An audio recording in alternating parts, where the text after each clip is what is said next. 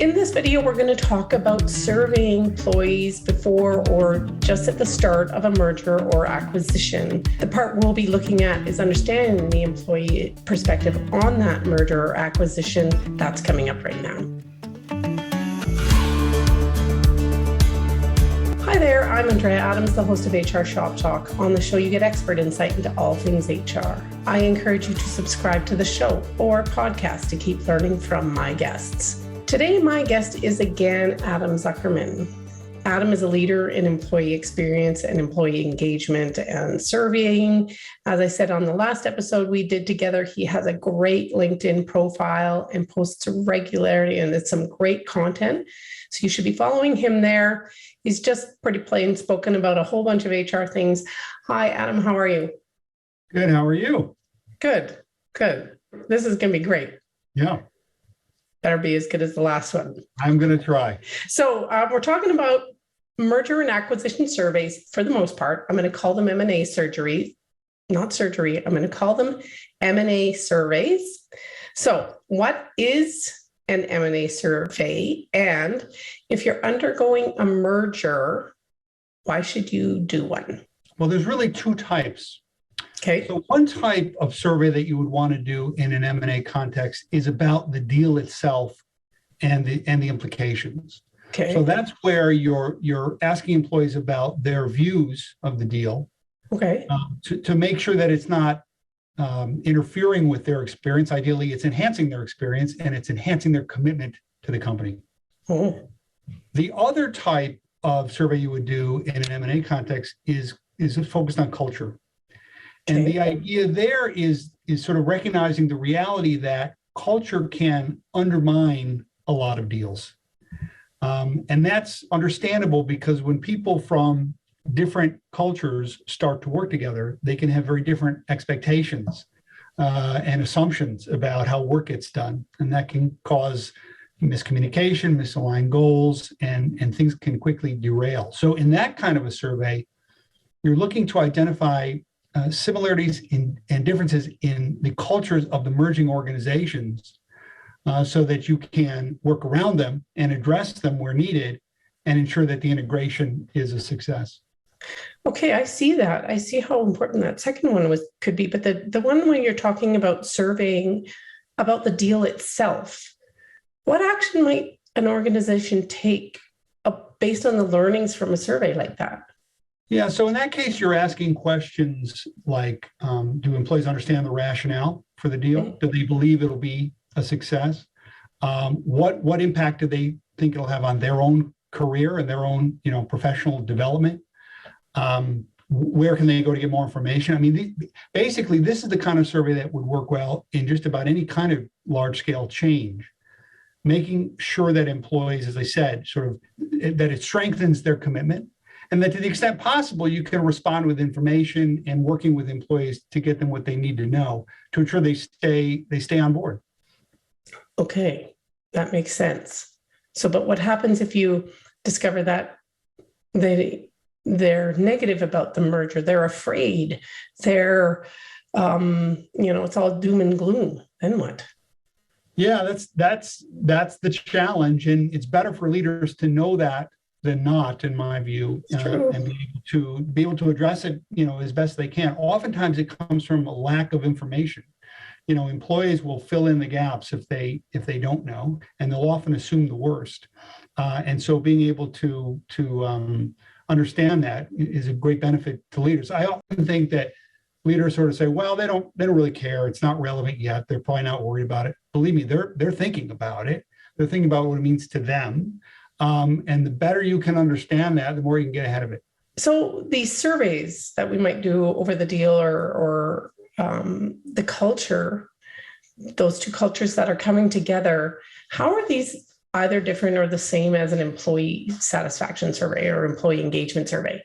So with an employee engagement survey, you're really measuring sort of the full spectrum of employee experience, all of the touch points or moments that matter between the employee and the employer. With these M&A surveys, it's definitely a narrower focus. You're either asking about reactions to the deal, Yeah. or you're looking to measure the culture of the organization and the similarities and differences between the cultures of the merging entities. So it is definitely a narrower focus. You're measuring, when you measure an engagement, you're measuring all the experiences that matter. This is totally off topic, but how do you decide what those moments that matter are so that you can survey them? Yeah. So, I mean, that's why a lot of people use, models and frameworks that help break down the employee experience into its component parts. Okay. Like at WTW, we have sort of the four components, which are work, the work itself, that is, rewards, what you get for doing the work, the purpose of the organization, and the people that you work with. So sort of the four components. And two of those relate to sort of what you contribute, and two of those relate to the connections that you have. And there are dimensions underneath each of those. So a framework that like that can be helpful, but it's not always necessary because, I think it's to anyone in HR, if you think about, the employee's sort of life cycle, you can identify, what the things that they go through. They're hired, they're onboarded, they're trained, they're developed, they're rewarded. There's communications, there's collaboration with colleagues. There's some fundamental dimensions that you'll find in most surveys. The way you ask about them varies, but sort of an established set of factors that you're going to want to cover off on. So in a culture survey, and unless you've answered this question already, can you just dive into what kind of questions you're going to ask and those factors of comparison between one organization and another that will seem the same? Yeah, absolutely. So there's a couple ways to do this. One is to use a validated survey instrument that's sort of tied to a culture model. Okay. There are many of those out there, and that's a good approach. But you can also develop one from scratch. And I've seen a lot of success with a technique where you develop cultural descriptors in opposing pairs. So things like bureaucratic versus entrepreneurial, centralized versus decentralized, formal versus informal. And then you put those pairs on a continuum in a survey, and you ask respondents to identify where along the continuum it best reflects their culture. And you ask that of employees in both organizations. Whether you do that, something homegrown like that, or you're using a validated model, in either case, the value is when you compare the results across organizations and you sort of do a cross match to see where are the similarities and where are the differences. Okay, I'm curious about those models because you say there's lots of them out there, but I'm not sure I've ever seen one. Can you give an example? Yeah. So, Denison has a very popular culture. Most consulting firms, WTW included, has a sort of framework for understanding culture. And the dimensions of culture that are important to measure, even outside of a M&A context, just organizational culture. This goes back to work by Shine and many others who've written a lot about organizational culture and its role in driving not only a good employee experience, but business results. So what do you do when you've done these surveys about the deal itself and culture? What do you do with the results? Right. So results that are focused on the deal itself, usually there's a team or a department of people that are kind of focused on managing the deal and communications around that internally and externally. And so results usually naturally are going to flow to that group and inform what they do. Often inform more communications, more targeted communications, clarifying certain things. Employees' desire for information in these contexts is insatiable. So the more you can share, the better. A lot of times you're just talking about, what you can't share yet or why or when you expect to be able to share is the best you can do at times. If it's a culture survey, then you want to get those results to leaders so they know what they're walking into and what the similarities are and the differences are, and they don't have to go just on their assumptions. And ideally, those results are going to trickle down to managers and employees as well. Okay. Do you have any examples? Yeah, I mean, we've done this in a lot of different cases. Some of the most interesting ones are where you see organizations that think, and I think I mentioned this on our last discussion. Organizations that think they're very similar and find out that actually they're less similar than they thought. Or organizations that think they're very different and find out actually they're closer together than they.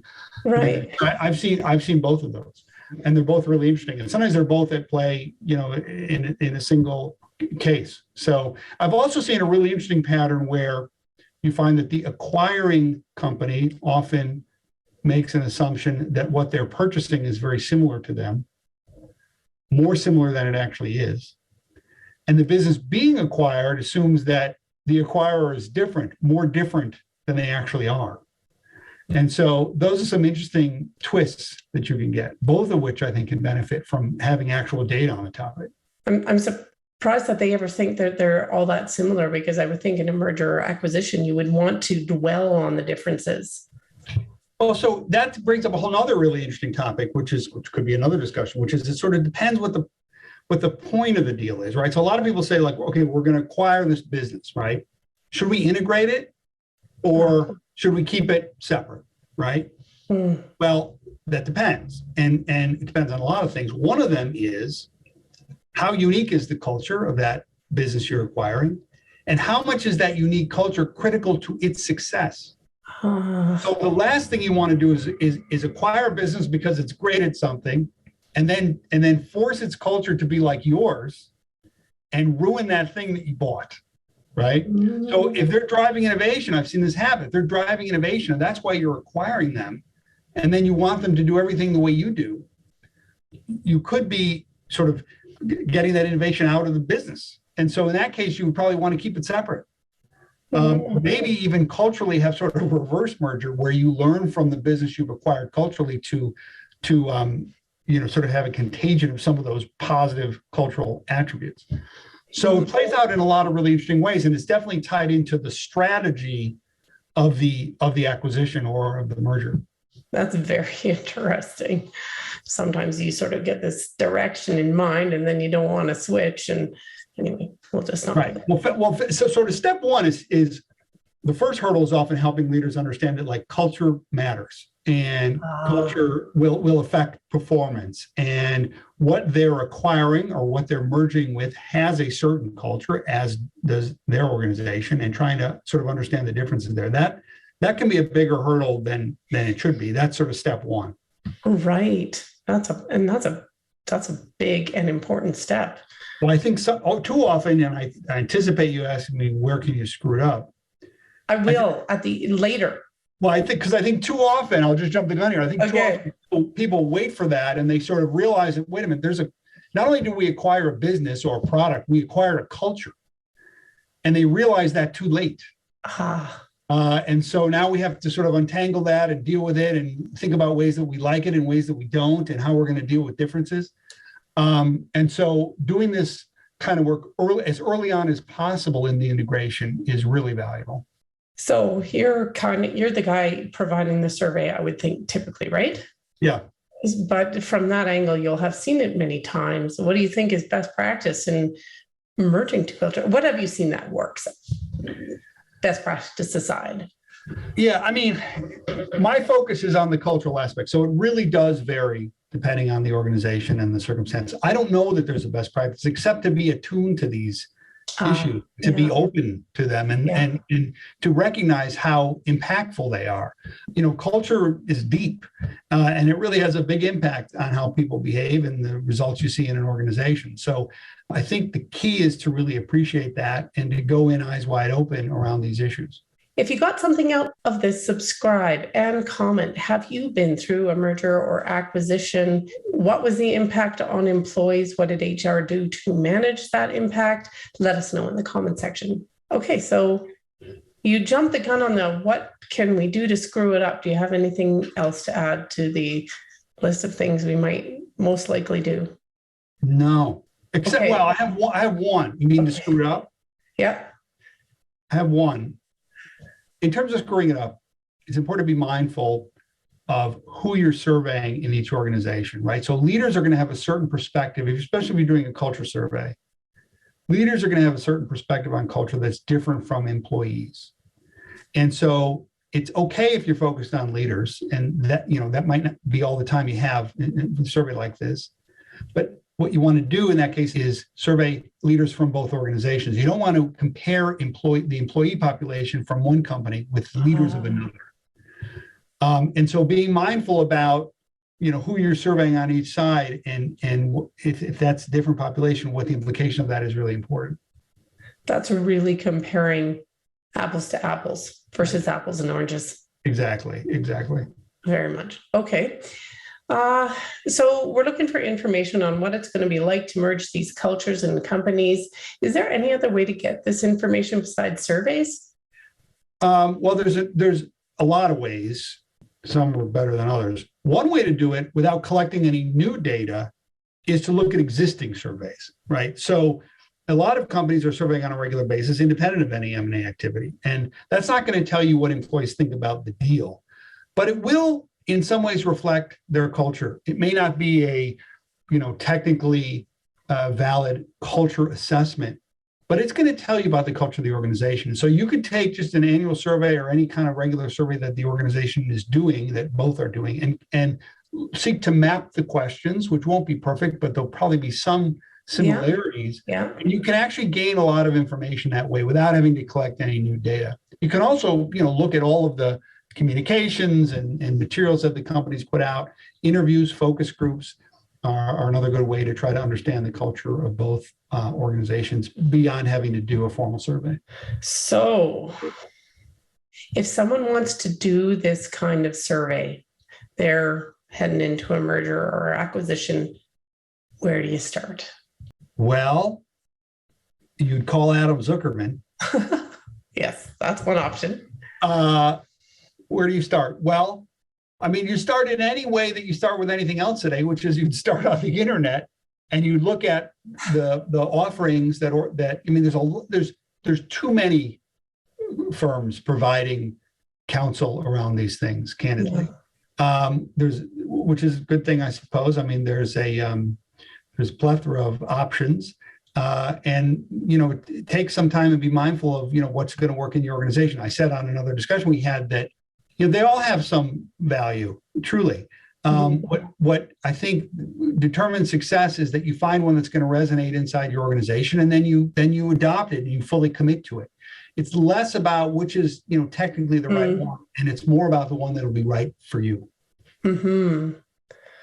Any tips on how to figure out if it's going to be right for you, or is it just going to be your spidey senses? Yeah, well, I think partly you'll know it when you see it, hopefully, but you can also test it with leaders. I think that's why they bring in consulting firms to do presentations. Partly it's to see the credibility and the science beneath their methods, but partly it's to see if the ideas are just going to resonate with the key stakeholders.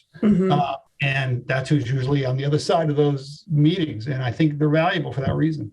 That's true. And if your key stakeholders buy in, then success is, it's not guaranteed, but your chances of success are improved.